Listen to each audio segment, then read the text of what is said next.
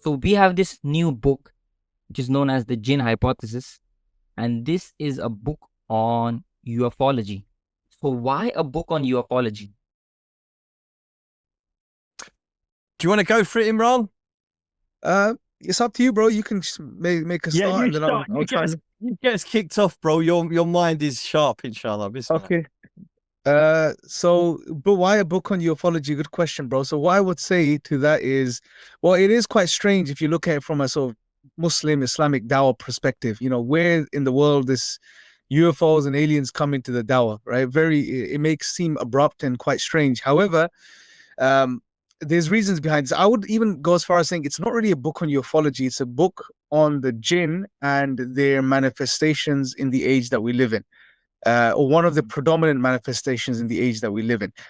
We know that the jinn have appeared throughout history from the beginning of since man first stepped foot on this earth, Adam alayhi salam, when he first was sent to the earth. They've been around. There has been a relationship or a dynamic between Adam and Iblis from the very beginning. Allah points out in the Qur'an that this being, or the evil amongst the jinn, and in particular the archetypical leader, which is Iblis, he's always out to get humanity, to mislead us, to misguide us, etc. So there's always been that dynamic between man and jinn have always manifested throughout history in different times, in different places, amongst different cultures and civilizations, and they have taken on different forms and guises. They have used different tactics and employed different sort of tools to manipulate and mislead human beings. So what we've essentially just tried to do in this short introductory booklet is highlight that now in the 21st century, the very same thing is happening again, but the guys that they're taking on now is this technologically advanced extraterrestrial race. And that's what we try to explore and deconstruct and examine in this new booklet, the Jinn Hypothesis, to try and show people that that what people are interacting with, what the US government has been interacting with, what people over the past 50, 60, 100 years have been interacting with are not extraterrestrials. The evidence doesn't suggest that. And what it actually suggests is that it's the same beings that have been manifesting throughout history, just taking on a slightly different form. And if you look at it from a Muslim perspective, a Dawah perspective, herein comes the Dawah angle, which is that people are interacting with this phenomenon. They are having experiences left, right, and center. They have been for a very long time. They don't know how to interpret these experiences. They don't know what to make of them. Islam has an answer, like it does with most things, if not all things.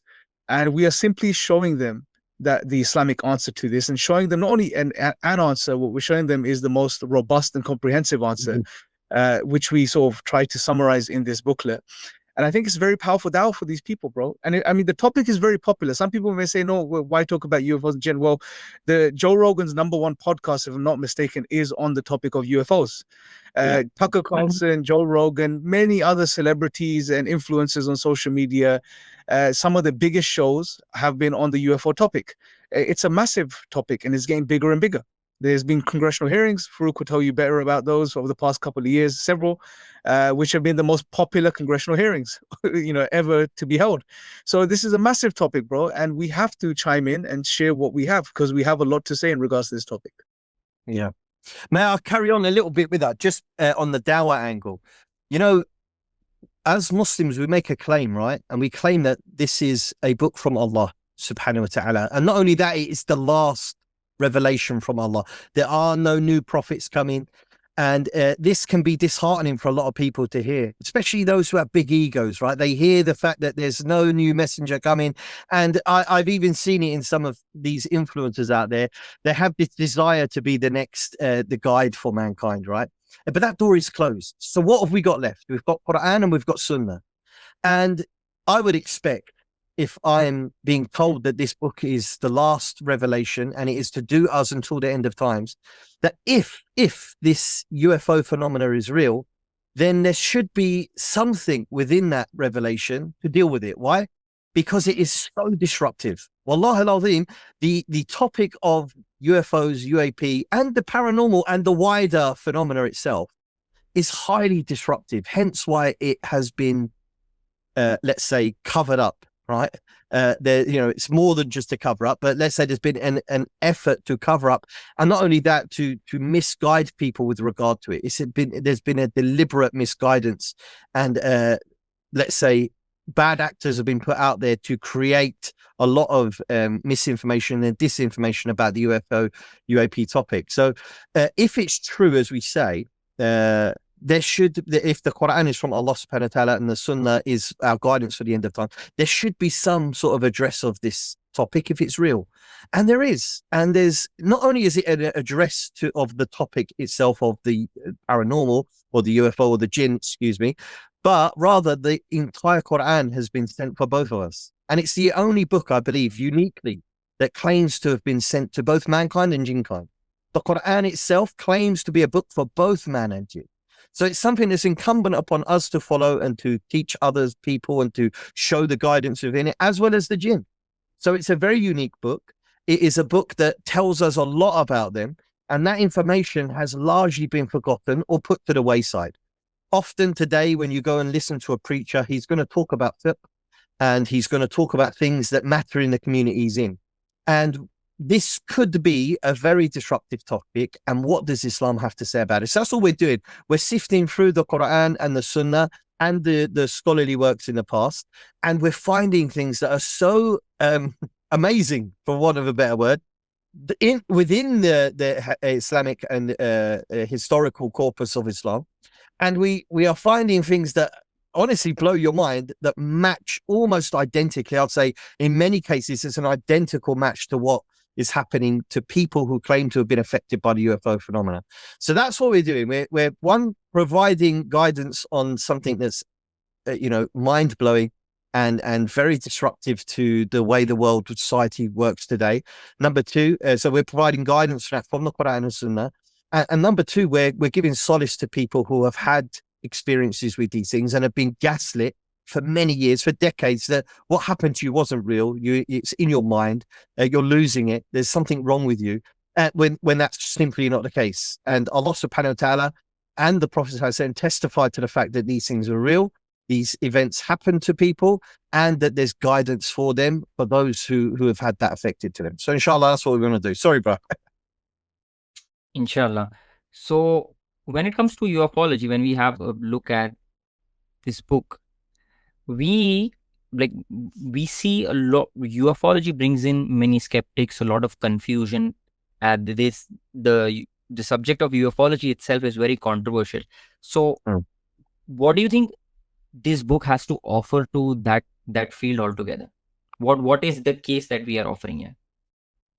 Well, I think it offers a lot, bro, because one of the perspectives that's undermined or overlooked is the non-nuts and bolts perspective. When I say non-nuts and bolts, what I was saying is that in most of ufology, the predominant view amongst ufologists, grassroots I'm talking about, is the nuts and bolts theory, is that these are extraterrestrial beings from other planets. These are aliens from other star systems. There is, amongst some of the grassroots ufologists, the alternative view, which is that no, something else is going on. It doesn't simply, when you look at the evidence, it doesn't suggest these are extraterrestrials from other planets. We can get into that later on, what specifically they're pointing towards. But it actually suggests that there's something else. These are probably native creatures, interdimensional beings, etc. Now, this is, and I mentioned grassroots. If you go upper level and you look at the serious researchers, some of the top researchers over the past couple of decades, people like Jacques Vallée, people like John Keogh, Gordon Crichton, Rosemary Ellen Gully, and others, these guys who have seriously studied the topic, and these guys are revered to be some of the top leading researchers in the field, they have come to the conclusion that these are not extraterrestrial beings from other planets. These are actually other beings or entities which have been manifesting themselves throughout history, and they are once again doing the same. Now, this idea is essentially what we as Muslims believe in, that the jinn have been interacting, especially the evil jinn or the negative amongst the jinn, with human beings throughout history for a negative ultimate outcome. The end game is always bad, which is to mislead human beings from the straight path. So I think what this book does is it brings that, or emphasizes that underappreciated aspect of ufology, which is, if you like, the paranormal aspects of actually, you know what? Let me correct that. It's not just the paranormal, what we're touching upon. What the Jinn hypothesis, I think, does, which is very unique and unheard of in the UFO sphere, is that it brings the nuts and bolts and the paranormal aspects of the phenomenon together and explains both comprehensively. This is unheard of, bro. I challenge anyone to bring any other theory out there today, any other hypotheses when it comes to the phenomenon, the modern UFO phenomenon, which comprehensively addresses both the nuts and bolts and the paranormal aspects of the phenomenon. Nothing else does. And the cryptid side of it, bro. Yeah, the biological, real beings that are biological living creatures. Yeah. Yeah, and it doesn't exist, bro. So I encourage people. People are trying to just write it off, saying, "Oh, nonsense, religious stuff, talk, etc." No, we've presented what you call in philosophy an abductive argument in the book. It's an inference to the best explanation. What we're doing is we're comparing the modern UFO phenomenon with the jinn, and we're looking at different aspects of both, different characteristics of both. And what we find when you study them side by side is that there is a very clear, concise match between the two. Right. And I've said this for the past 3-4 years, bro. I'm yet to find something which is true of the UFO phenomenon, which is not true of the jinn. And I'm yet to find something which is true of the jinn, which you don't find amongst the UFO phenomenon. Everything matches. Yeah. So I think that's what's unique about this book. Wow, subhanallah. Yeah. So that is what we are offering here. We are offering an abductive argument and showing doing a direct comparison between the jinn and whatever we find, these kind of anomalous events or observations within the UFO phenomena, and we are showing how they match. And this explanation trumps over all of the other explanations because it provides a comprehensive explanation of all these kind of disassociated or different aspects, and it is unifying them in some sense, because one explanation unifies and adequately is accounting for all of these different aspects. Is that the case we are building here? Yeah. We go into towards the end of the book, and it's kind of like a sort of a view of where we're going with it, because we're not done. We are continuing the research, and we are looking throughout history of we've called them points of contact, areas where are worthy of research because it's either indicated directly in the Qur'an or the Sunnah, or we find it mentioned by the scholars of past, right? And there's many great works by the scholars out there that people can go and read about the jinn topic, and you'll be absolutely shocked and surprised to find that what was happening in times like Shaykh al-Islam when he was alive, rahimahullah, things were happening in his time that we find is happening today, particularly among in America in these secret programs. So what we wanted to do with the book, or the booklet, is provide an introduction to this.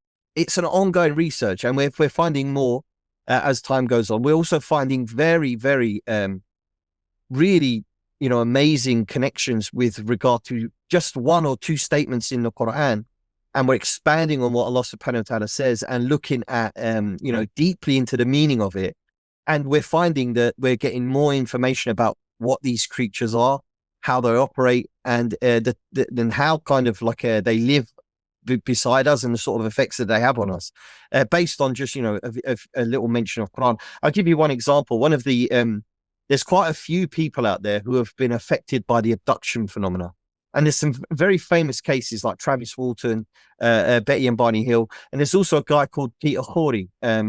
He's his story is very old. It happened in the 1980s, but these people had very strange abduction phenomena, and in some cases, it was it had an interrelationship between the human being and some of these creatures. Right now, this sounds very strange to people, and often when people hear about this side of the UFO UAP topic, it's very off-putting. But for us Muslims, it actually isn't. It's something that our scholars were perhaps the very first in history to write about. This idea that human beings and this other creature have relationships, or can have relationships, even though it's disliked amongst the scholars. The scholars say it shouldn't really happen, but it is possible. And this was wrote about, over 1,000 years ago by some of the great scholars of Islam. So these type of things that we're finding in our own history is very relevant to the UFO topic for today. So abduction, the possibility of humans and these jinn having children or copulating. This is something that's mentioned in Islam in ancient history. The idea of a hybridization program isn't that foreign to us from a theological perspective. We also have other aspects of the phenomena that arise, like talking through inanimate objects or living objects, things that would confuse somebody in a science lab. How can an inanimate thing be alive? Yet we have these sort of principles laid out for us in the Qur'an and the Sunnah. So by looking at and taking from the Qur'an and Sunnah, we hope in this booklet, we could just show some of the indicators that lead towards a much wider research that needs to be done. And that's, I think, what's important here. We want this book to ignite some passion for the project for both Muslims and non-Muslims out there, and to take more seriously the topic of UAP UFOs, but also from our perspective. Come and have a look at the data we've got. If you've been researching this topic for a long time, hopefully you'll find something in there that's interesting for you, and reach out to us and we'll work together to show you how, you know, deep the rabbit hole goes, for want of a better word. And for us, there's no darkness in this topic. We're you know, one thing that's really held back a lot of researchers is the secrecy involved in it. It's very difficult to get whistleblowers from inside these programs that work on it. It's very difficult to get information about these, how these programs work, the type of things they do to get in contact with the non-human intelligence. Well, we have that information. We have books written on that information. We have a historical evidence that this is how people used to get in contact with them.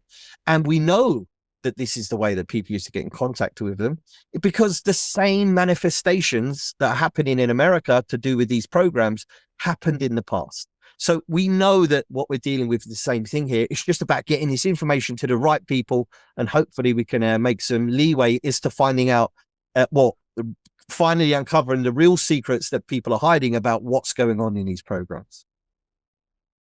Subhanallah, yeah. So what I understood from that is that we have a very powerful case here, and we have a lot to offer to those who are actually struggling to understand what is going on in ufology entirely. Yeah. So going back to actually building the case, when we look into the contents of this book, I think there are two sections. One is covered by brother Imran, and other is covered by brother Faruq. So brother Imran, you in your section added 4 areas where you mentioned that there are 4 areas of overlap between what we see in this kind of UFO culture and what we know from our tradition about the jinn.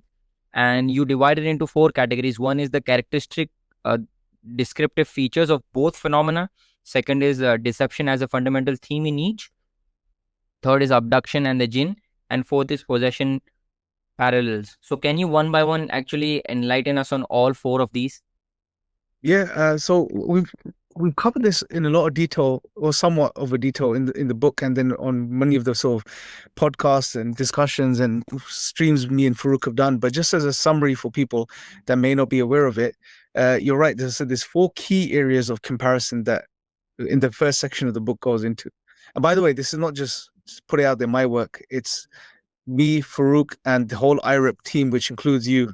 So, mashallah, and you have a very good poker face. I don't know if it's a poker face or a presenter face. It's like he doesn't know nothing, mashallah. Yeah, he's asking for the first time. Yeah. But he knows everything, mashallah. He could probably articulate it better than us, mashallah. Yeah. Yeah. So, but it's a collective work. So the first part of the book, we go into 4 key areas. By no means are they the only 4 areas, as the second part of the book clarifies and actually enlightens us to. And by no means are they I would even say, the most prominent areas. They're just the 4 most apparent areas which help someone very quickly come to the conclusion, okay, we're dealing with the same thing. And they're very common, these 4 aspects. So the presentation, the first part, which essentially is, what are people seeing? What are people observing? Right now, when you look at the UFO literature and you look at the jinn as far as manifestations and appearances, well, there's many things that are very similar. Obviously, the jinn are taking on a specific guise currently. It's this extraterrestrial UFOs, etc. Nevertheless, there are still key similarities which overlap very clearly. So orbs, balls of light, things flying through the sky, right? Cryptids, half animal, half human type entities. Now, someone from that's been looking at UFOs may think, well, what's cryptids? I mean, if you go down the rabbit hole, you see places like Skinwalker Ranch. It's not just UFOs; it's the whole gamut. It's UFOs, cryptids, Bigfoot, poltergeist activity, this, that, and the other, everything, right? Portals. And these things, portals, it all seems to be linked, right? Anyone that seriously studies the topic, they see that where all of these things come together. People that have UFO experiences, they see a light in the sky. It's not the end of it. It's actually the start. Then there are many other events that take place, or experiences that take place for those people, which include poltergeist activity in their house, strange voices and sounds in their minds or around them, orbs, balls of light in their house and outside of their houses, seeing cryptid creatures, half animal, half human, strange things. You see all of this stuff, and then you look at the jinn and the manifestation of the records of how the jinn have appeared, and they're very similar. Lights in the sky, things moving very quickly, cryptid-like creatures, etc., etc. So you see that there's a very clear similarity, and the book goes into some more detail between these sort of the way these things appear or seem to appear to one another. There's a very interesting narration of the Prophet ﷺ where he says that the jinn are of three kinds: those that fly through the sky, those that come and go, and those that appear in the form of dogs and snakes. By no means is this the only forms, but these are three that the Prophet ﷺ is outlining, and they're very broad categories in and of themselves.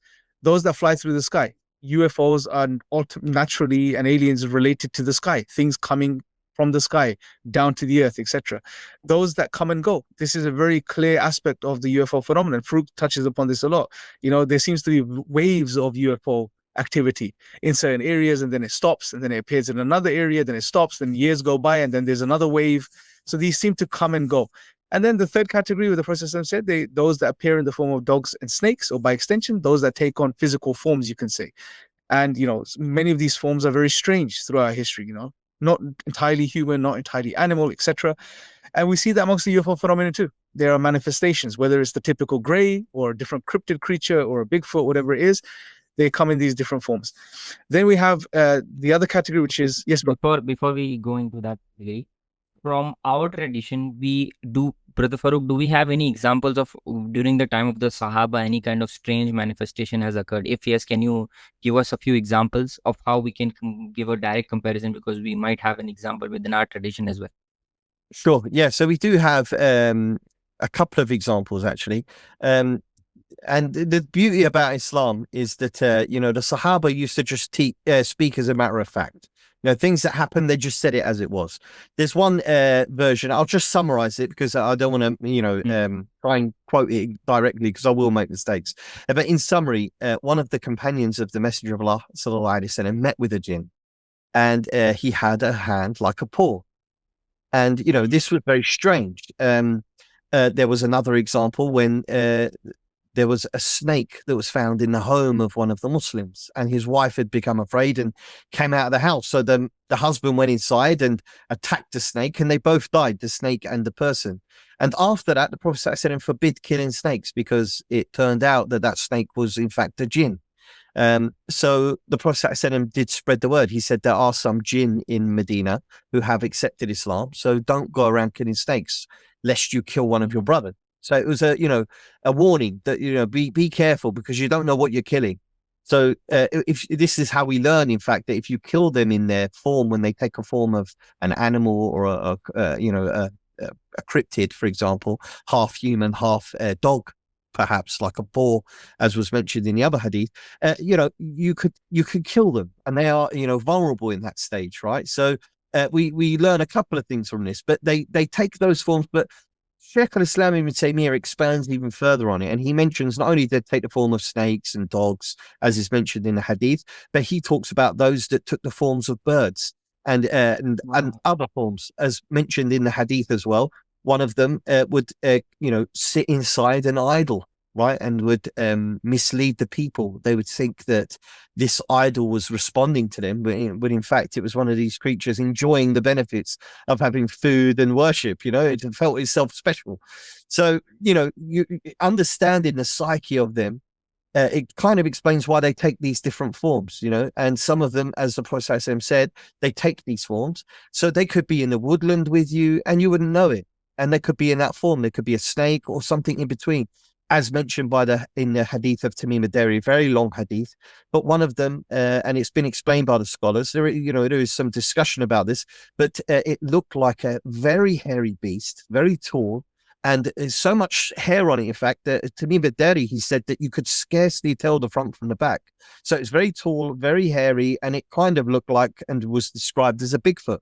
So they have these different typologies that they take, and this isn't that bizarre for us because yes, they're shapeshifters, but look at the human beings. I always bring this up as an example. We have many different variations in shapes and sizes. You have very peculiar versions of human beings in certain islands in Micronesia. People call them pygmies, very small. And then you could go to some areas in Africa or Europe where the human beings grow very tall, 6.5, 7 foot tall, huge, muscular, with long, red, fiery hair. So you compare a little pygmy man with a bone in his nose compared to someone who's, very tall with red hair, long hair. They don't look like the same thing in some cases. So we have these variations in the jinn. They take different forms and even come in the forms of human being. This is quite common as well. And so, yeah, I think having the different types of them isn't something that should indicate to people, because this is often what happens, brother. They think it means it's something different. Yeah. But that's because I think the misunderstanding is that they have this ability to shapeshift because of the type of material that they're made from. They're made from a plasma, a type of plasma, for want of a better word, a mixture of plasma, if you like. And there's two places in the Qur'an where Allah talks about this, but because of their makeup and the way they can shape themselves, this this isn't as bizarre as people maybe think in the beginning. Moving on to the four category, the 4 points of overlap that we had. One we covered, which was the characteristics and descriptive features.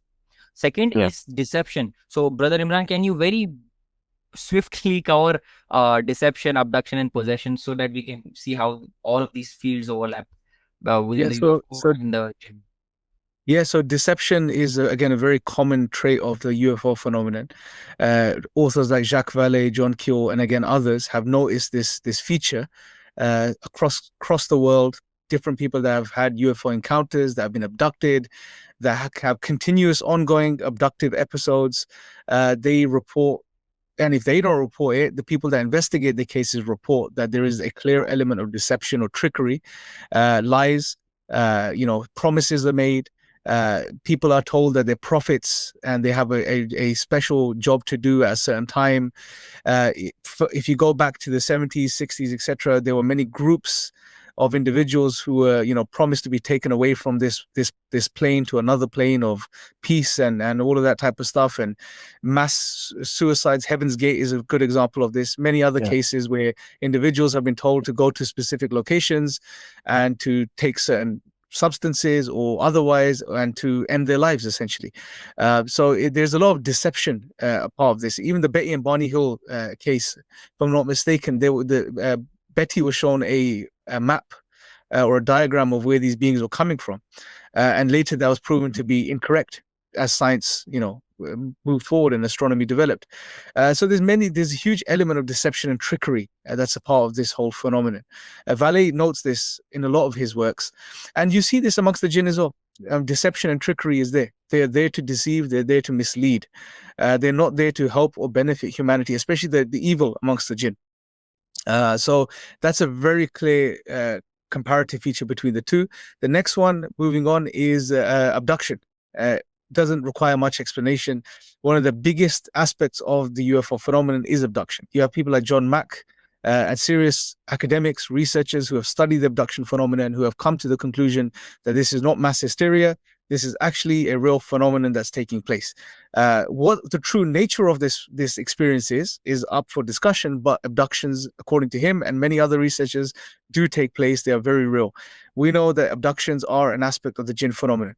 This was well known at the time of the Prophet ﷺ. After the Prophet, peace be upon him, the story of, I'm not going to go into the story of Umar, when he was, the leader, a man goes missing, returns many years later, and he wants, his family back.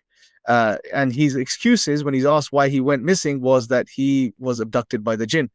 And that the interesting point about this narration is that it was accepted as an explanation, meaning it was taken seriously, and it's taken seriously because it's something that's recognized to be true. There would be no other reason to take such an account seriously if no such thing happened at the time. We know that the Prophet ﷺ, now we were discussing this, me and Faruq, on the way back from a trip a few days ago. The Prophet, peace be upon him, ﷺ, at least on several occasions, went with the jinn. So this will come as news to Muslim, but this is true. We know the night of the jinn.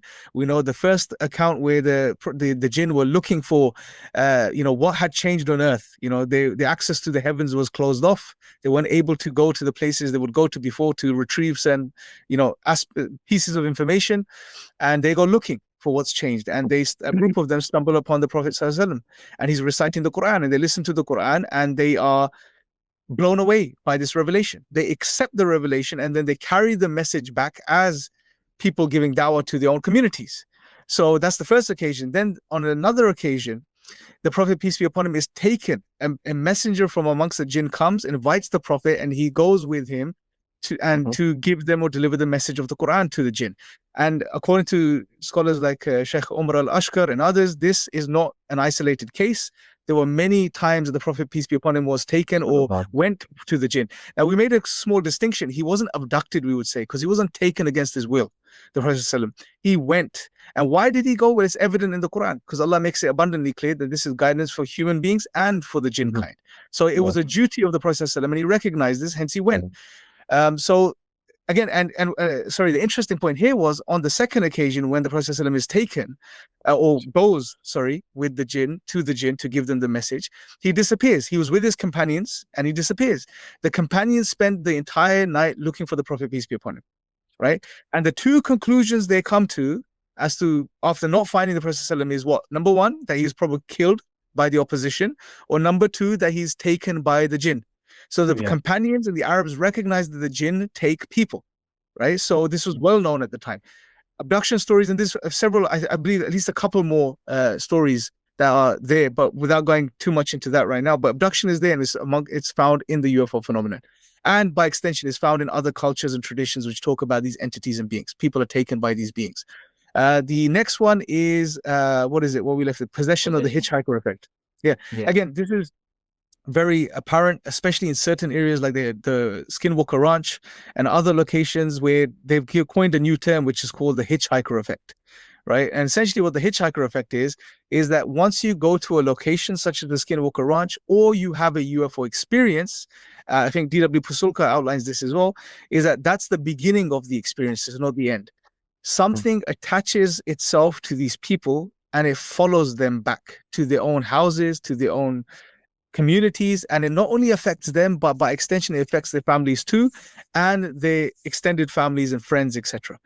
And this is a type of possession. These things, the jinn are known to create sort of disorder like this within families and people's lives. They attach themselves to people, they disrupt their lives, things go haywire, so it's there. I mean, and these are very clear points of comparison. And you can't deny that the jinn, these are aspects or realities that are true of the jinn and also of the UFO phenomenon. Subhanallah. So these 4 points of contact that we saw match brilliantly, I think. And we don't find any other explanation that actually accounts for them in such a comprehensive manner. So within the chapter that you cover, the section that you cover, it's quite nuanced, and it does actually cover many aspects. But after your section is over, I think Brother Faruq has much more to add, I think, and he has many other additional points of contact which he says that which he has to offer. So Brother Faruq, can you give us some examples of what additional point of contact you offer which are not already covered in Brother Imran's section? Yeah. So it's kind of like a machine gun effort towards the end of the book there. And like I said, it's almost like an indicator of what's to come next.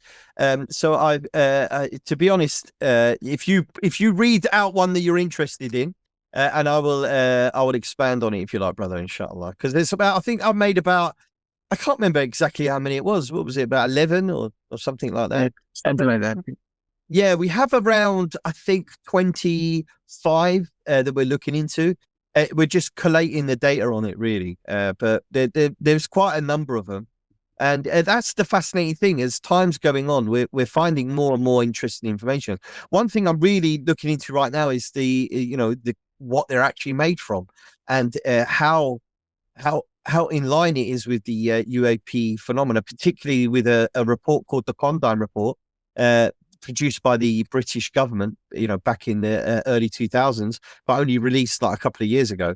But it's very fascinating that they say that this phenomena is a plasma phenomena. It's a fire-based phenomena that is not yet understood by modern science. So anyway, yeah, go on, you pick one, bro.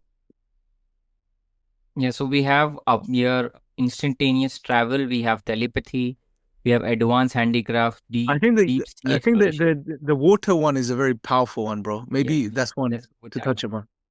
Sure. So when it comes to the water aspect, this is something that's been much more it's been explored now more by ufology than it was before. Before, it was always called a UFO, an unidentified flying object, or flying saucers, right? That's where a lot of the Hollywood stuff came from. What wasn't as well known was the USOs, they call them, unidentified submerged object. They've changed the moniker now to obviously UAP, unidentified anomalous phenomena, because this is a transmedium craft. It's a craft that travels through space, it travels through air, and it travels through the sea. And in some cases, it seems to travel through solid objects. So this is something which is not a dense material, whatever it's made from, much like a plasma or light, for example. Yeah. So this is not a dense material. So these things are going through the sea. And what I find fascinating is one of the things that Allah subhanahu wa ta'ala mentions in the Qur'an.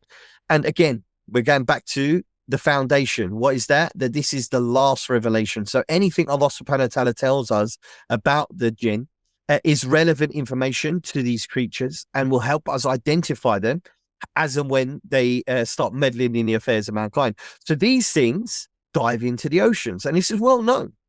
Many whistleblowers say that one of the key characteristics of these craft that blow their mind is that they're transmedium, but they go into or come out of the ocean. There has been a lot of mentioning, and this is perhaps, some say, one of the most secret aspects of the program in America. They call it the legacy program. Essentially, this is the program that has been following, monitoring, researching, collecting data, collecting craft, actually physical craft that they've retrieved, and trying to understand and perhaps reverse engineer and reuse some of this material and try to exploit it for their own gains. So whether that be for military purposes or for whatever purpose they might have, for something that can instantly travel or travel through the ocean without the necessity of modern propulsion systems. So anyway, these things dive down in the oceans, and allegedly there is a underwater crash retrieval program. There is an underwater group who go out in particular types of submarines and retrieve these objects when they crash. They've seen them. Many there's a brigadier and there's a rear admiral as well who spoke about having some witnessed, or having a witness come to them and saying that, look, we've seen these things traveling at like 700 miles an hour underwater. I mean, this is unheard of. Like, anyone who knows how difficult it is to pass through water, we've developed nuclear subs to do it, but we don't travel at 700 miles an hour underwater. That's a fact, And these things leave no heat signature. These things leave no sound signature. They're not causing pockets of air to arise as they're passing through the water like anything else would. If we tried to travel at that sort of speed, it would cause a huge pocket of air, and it would be very disruptive, and it'd be even more difficult than traveling through air or space. So because of the fact that we've got a lot of molecules we're trying to pass around the vehicles it's traveling through. So anyway, that particular part of it from their perspective is huge. But our side, what we have is a number of indications. Not only do we have the ayah in the Qur'an where Allah subhanahu wa ta'ala says that they used to dive in the oceans for people like King Sulaiman alayhi salam, Prophet Solomon, but also that we have some indication historically that they would do so to bring wealth for people. So some people would have a pact So if you're, say, for example, brother, yeah, you're an oil company, right? And you want to know, without spending too much money, where the oil is. Or you would employ something that can go down there quite easily for you and tell you where to drill. There is some indication that, not necessarily amongst oil companies, I was just using that as an example, but historically that people had them go dive and retrieve pearls and gems and things like that for them. So having an asset like that at your disposal is something that mankind would love to have. So this is why we tend to see that there is some sort of mutual agreement among them. So there's one aspect. The other thing is that we have is a much more nefarious. We have an example from the time of Al-Barbari. His name was Al-Barbari. He was a traveler. He was a merchant traveler. And I think I mentioned it in the thing, but I'll just briefly go over it. But this merchant traveler, he actually went to, I think it's Mauritius. It's an island. Is it Mauritius? Maldives, no? Maldives. Yeah, I always get them two mixed up because I know both those people have really nice Qur'an and lovely people. But anyway, so the Maldives. He goes to the Maldives. I think it's Maldives, bro. I'm not. Maybe Mauritius. Now you got me confused. Yeah, you know what it is. I get confused between the two always because they're both islands and they're both beautiful. So he goes to the Maldives. And I mention it in passing, but the story itself is fascinating. He goes to the Maldives. And he gets put with this family that he stays with, and he's doing business in the area, and they really like him. He's an honest businessman, he's not trying to cheat anybody. And he gets put with this family, and he's staying with them. And then one day he comes back from trading, and he finds them all, sitting around crying. And he's, what's the matter? And they said, we drew lots today about whose family member's going to be put up for sacrifice, and it's our daughter. He's like, why? He goes, yeah, we have a practice here that, we provide a young female who's virgin to sacrifice because otherwise, if we don't, this creature will come out of the sea and destroy the town. So this is what we do. He's like, really? But yeah. And he goes, leave it to me. Put me there instead. And they're like, no. He goes, trust me, I'll go there in her place. So he did. He took the place, and they built like this little area, this little room that they'd built by the sea. And he goes to the room, and he's sitting in the room. And subhanAllah, Allah's blessed this town because out of the sea comes what he described as ship, because that's what they knew, right? The only other sort of traveling technology they had apart from the animals was the ship. So he said a ship came out of the water, floating, and it was covered in lights. That's what he described, yeah? So we're talking about a transmedium craft that comes out of the ocean and flies through the sky that's covered in lights. And this is often what you hear about these witnesses who have been out in the sea. It came out, they had lights on it. Some say green, some say blue, some say multicolored, and, flying around. Comes out of the ocean, and he starts to recite the Qur'an. And subhanAllah, this thing goes back into the ocean. It couldn't handle the recitation of Qur'an. It harmed it, as it does to the evil people. I mean, you even see it amongst humans, right, brothers? Sometimes you'll recite Qur'an to someone who absolutely hates religion and is anti-God. And when they hear it, it agitates them, So this creature comes out, he gets agitated, and it goes back. And subhanAllah, he does it one more time, and it never returns. And after that, the whole village accepted Islam. There's a longer story, and I could go into it, but the whole village ends up accepting Islam. But the point being is Allah blessed him because, one, we had a guy who had knowledge. Number two, this creature exhibited strange capabilities, but it didn't put him off, and he weren't in fear. And this is another thing we need to really push out there for people who are studying this. We shouldn't be afraid of them. By Allah subhanahu wa ta'ala, we have been placed as the viceroy over earth, not them.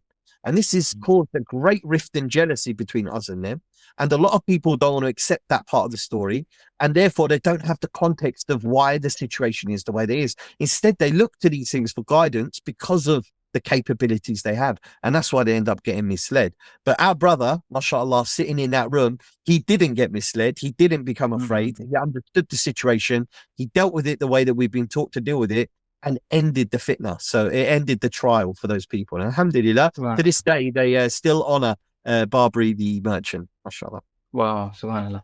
So we can see there's so much that so many different topics that you covered. And I'm pretty sure that there's much more that you still have yet to cover. So anyone who's interested in the book, I will attach the link in the description. They can have a free PDF of the book from the CP Institute website, or you can also buy this book on Amazon, and it is worth reading. I would say actually it covers on so many different aspects that it is mind-boggling for many people. Alhamdulillah. So Jazakallah khairan for coming, and inshallah we will have more opportunities to have you back on this channel, and we'll try to cover many other different topics that you alluded. So like the fingerprints one, I'm really fascinated by that topic. Well, we're going to need you to help us, man. You already know quite a lot of the stuff we're going to cover. So Jazakallah khairan, man. Inshallah. So see you back soon. Jazakallah khairan. Assalamu alaikum wa rahmatullahi wa barakatuh. Wa alaikum salam.